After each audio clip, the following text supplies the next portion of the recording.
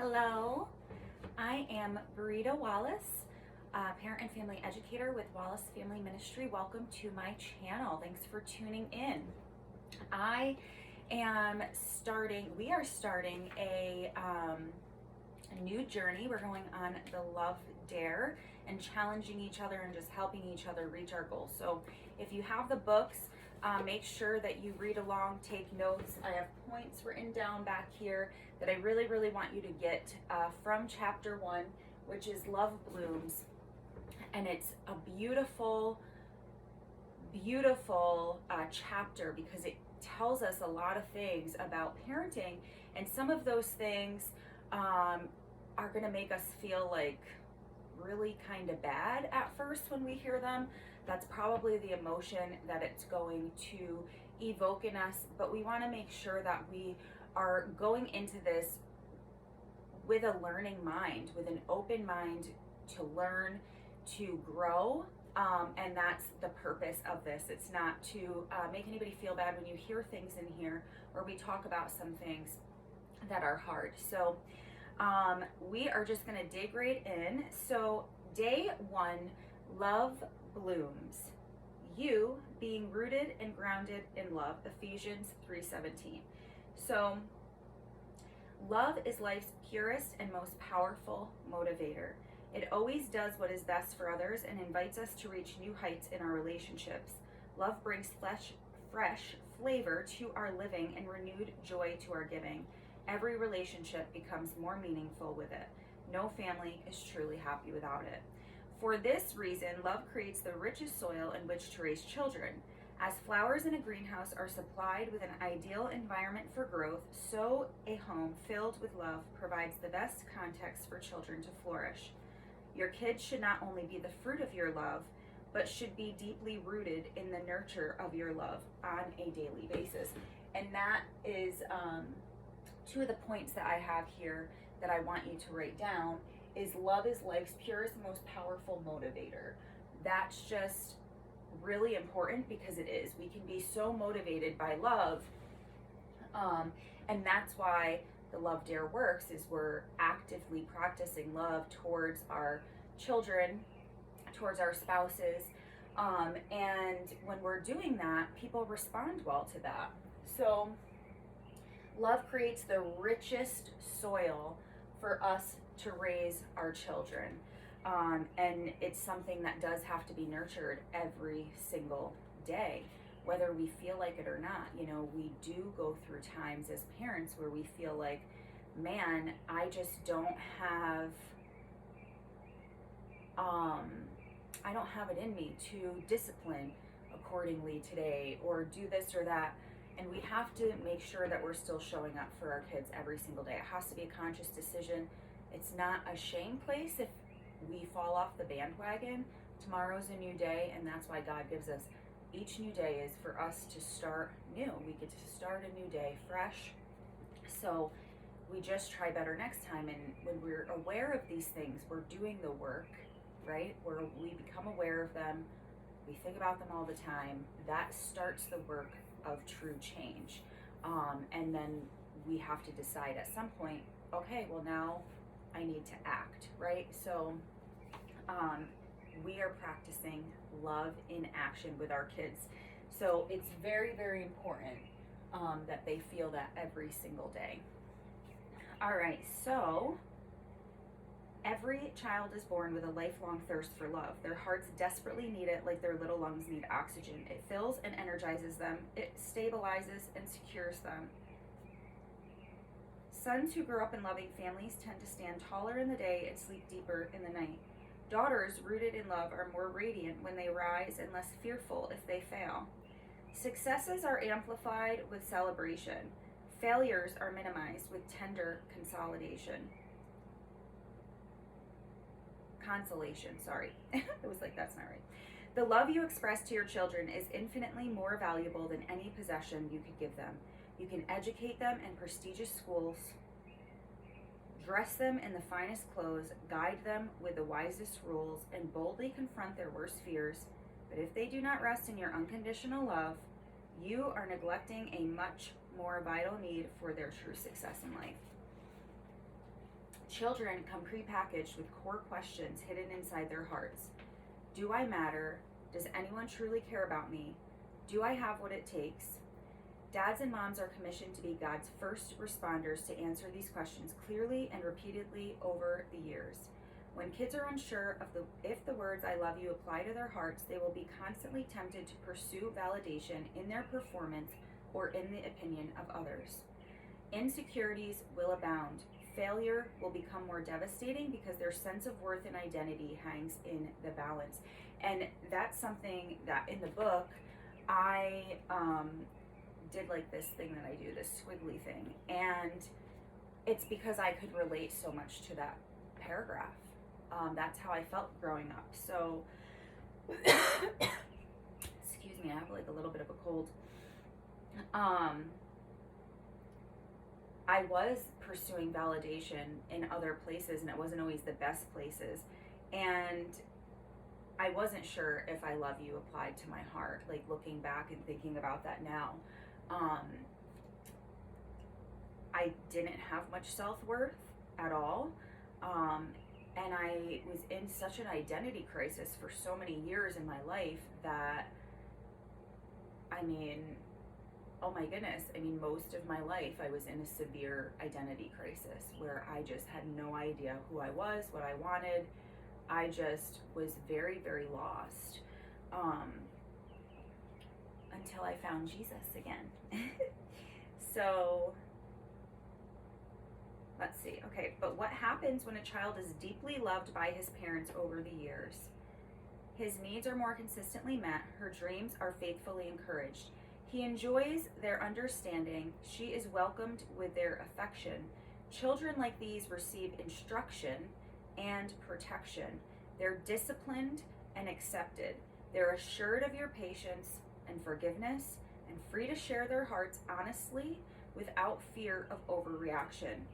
They'll even weather intense seasons of disappointment with the stability that your love supplies. So this is saying that when we choose to deeply love our children consistently over the years, this is what it looks like, and these are some of the results as well that happened with our kids. So I'm going to read that again. His needs are more consistently met. Her dreams are faithfully encouraged. He enjoys their understanding. She is welcome with their affection. So they're feeling good because we're giving them these things. So we're giving them the affection that we need. We're encouraging them faithfully. We're listening to them so we can understand them and where they're coming from. We're affectionate with them, no matter what. We instruct them and we protect them. We discipline them and we accept them no matter what, okay? So we give them our patience, we forgive them when they do something wrong, and we allow them to talk to us honestly and freely without fear that we are going to flip out on them, right? And then they'll even weather seasons of disappointment because of the love they receive is enough for them. That is our greatest human longing, is love. And if we're not getting the proper love when we are children, when we're adults, we don't know how to give love. We don't know how to show love. And there's been so many generations of how we have parented that takes love very much out of the picture. That says, if you have a meltdown, I need to ignore you because you don't deserve my attention. Is that showing our child love and acceptance? They're having a meltdown for a reason. They're struggling. When kids are not doing well, it's because they can't. Maybe they can in another moment, but in that moment they can't. Something is going on with them. Something is going on inside. We don't just have meltdowns. I mean, we can have tantrums as adults too, but what's happening to provoke that? Something's going on inside of us. Kids are the same as Akwe. They're just smaller. you know? And we have to help them through that. It's hard. It's taken me a long time to be able to help my 4-year-old whose tantrums are getting less and less, but holy moly, they're big, and it's because something's in his head, and that's how his brain works. He is ADHD, so he emotionally is that of a 1-year-old. So sometimes I feel like we're teaching him very well, but sometimes we still have these like major outbursts where, I mean, we went through one the other day on the way home from T-ball, and Chris and I was very proud of us. We worked through it very, very well and calmly, and we loved him and still said, and this is the answers, not changing, and this is the reason why, and you have another chance next time. So I let him have his feelings about that. I'm not going to tell him to stop, because when our feelings are constantly told, when we're constantly told that our feelings don't matter or we're not allowed to express them or feel them, then that is when we start to create internalization. We're internalizing our feelings, and that stuff grows roots. It grows roots that turn into bitterness. It makes it so we suppress, we stop sharing emotions. That's why teenagers grow up and they don't talk to us. Yes, there's this whole, okay, they're teenagers and they do that anyway. Yes, as kids get older, they start gravitating away from their parents. Well, now they've almost reached adulthood. They are becoming themselves, hopefully. They're true to themselves. They are, gaining their own friends and making their own friends, and they're off doing their own thing, but they still come back and gravitate towards you. And those who have good relationships with their teenagers, a trusting relationship, a safe relationship, they'll come talk to you. They will. I see many relationships like that in my life. So you can have that type of relationship with your children where they respect you, where they confide in you, and where you do have some sort of a friendship. Every relationship should be good. The idea that we should have crappy relationships with our kids because I'm your mother or father and it's not my job to be your friend is ridiculous. You can be your child's biggest supporter, which is a friend, listening ear. You can love your child like you love a friend and also a parent, and be in authority over, be in an authoritative position, to them. And I say in that position to them instead of over them, which I almost did say, because we don't want to stand in authority.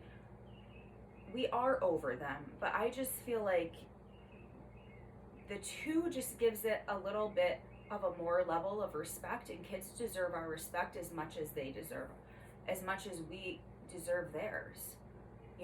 Everybody deserves respect, no matter how old you are. Babies deserve respect, and that's a lot of the things that are wrong, is that we don't have this idea that people should be respected or that they deserve that, but we should be giving everybody respect, or they'll get respect when they're an adult and they earn it, or things like that. That's not raising children who feel safe and loved in this world. They're internalizing a lot of stuff. I was that child. Think about it. If you grew up like any of the way that I'm talking about, or things that I'm saying, if they stand true in your head, how did that affect you? Did you talk to your parents? And then the book asks questions, so we're going to dive into that.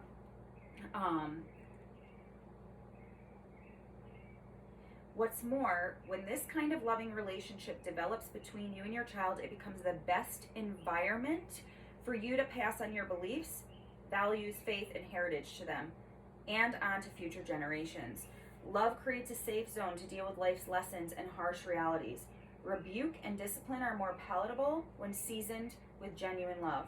Your children will be more likely to discern and reject the lies of others if first they receive your wise counsel within the environment of your tender affection. It's when we gain their respect.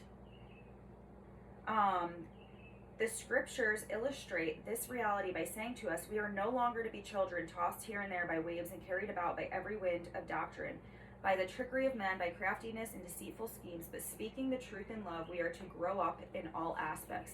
Ephesians 4:14-15. Though these verses are speaking of spiritual growth within the church, the power of speaking the truth in love is also fundamental to effective parenting, to any relationship for that matter. Truth guides what you say, while love guides how, why, and when you say it. So we speak the truth. So truth is our guide. And love guides us to the how we say it, to the why we say it, and to the when we say it. So it's patient, right? It waits. When love is the fertile soil, truth becomes a fruitful seed. So we can tell people the truth, but it's not fruitful because it's riddled with poison that we don't want to pick up. It's bad fruit. It doesn't have a good seed. That's not where it starts. But when love is the fertile soil, truth becomes a more fruitful seed. It just does that automatically. By working together, truth and love build deep trust between you and your child. In contrast, when parents force truth into a relationship that's poisoned with anger, bitterness, insecurity, or emotional isolation, those truths tend to become twisted or rejected over time. So it's how we perceive them because of the relationship dynamic, and then we reject them. After a while, we're like, no, not even. And we go and we seek counsel from other people. And I was this child, the one that had problems.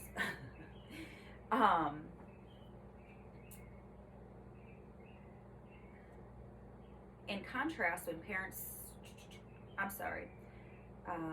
pain and misunderstanding become silent weeds that can choke out what you're trying to communicate. Even when you speak clearly, your wise words may fall on toxic soil. So that means they're not absorbing it. They don't trust you. That bond that you have, that connection with your child is broken. And this is why past hurts must always be uncovered and dealt with compassionately to gain a child's heart and ear again. Test yourself with these questions. How loving and fertile is the soil in your home? How much love do my children sense from me each day? Do the truths I share take root, or are they ignored? What toxins or weeds need to be eliminated? You may have grown up in a very loving home, and the idea of freely pouring out love on your children may come easily and naturally. Or you may have always felt a deep void of love at home, and now you long to provide what was never modeled or shared with you. In either case, we challenge you to resolve that you will be committed to establishing a strong environment of love for your children to bloom within. Purpose to begin this day. So, the dare today is words are a powerful way to communicate love, and our words matter, okay? That is one thing that I have learned over the course of my studies, over the course of my healing journey, my growth, doing this study before, is that words matter. I have realized in my life that a lot of my trauma, a lot of the things that just are deeply rooted hurt that really changed who I was came from words.